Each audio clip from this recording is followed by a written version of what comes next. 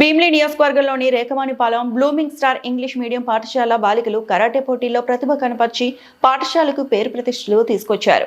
విశాఖలోని స్వర్ణ భారతి స్టేడియంలో డిసెంబర్ 30, 31 మరియు జనవరి 1 తేదీల్లో జరిగిన 9వ అంతర్జాతీయ కరాటే పోటీల్లో 3 నుంచి 7 ఏళ్ల వయసు గల 6 మంది బాలికలు కరాటే, స్కేటింగ్ విభాగాల్లో పాల్గొన్నారు.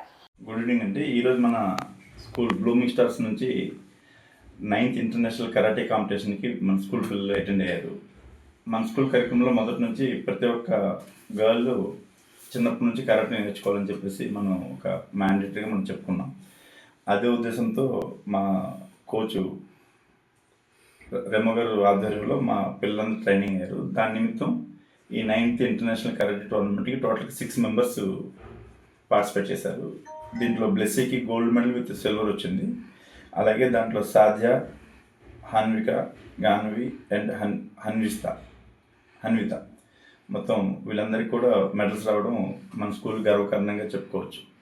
దీంతోపాటు మన స్కూల్లో స్కేటింగ్ కూడా ఉందండి. సో మొన్న విశాఖోత్సవంలో జరిగిన స్వర్ణ భారతి ఇండోర్ స్టేడియంలో సంయుక్త అనే పాప పార్టిసిపేట్ చేసింది.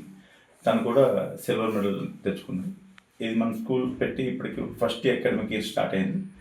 ఇన్ని మెడల్స్ రావడం ఒక పెద్ద అచీవ్మెంట్గా నేను భావిస్తున్నాను. Thank you. నమస్కారం.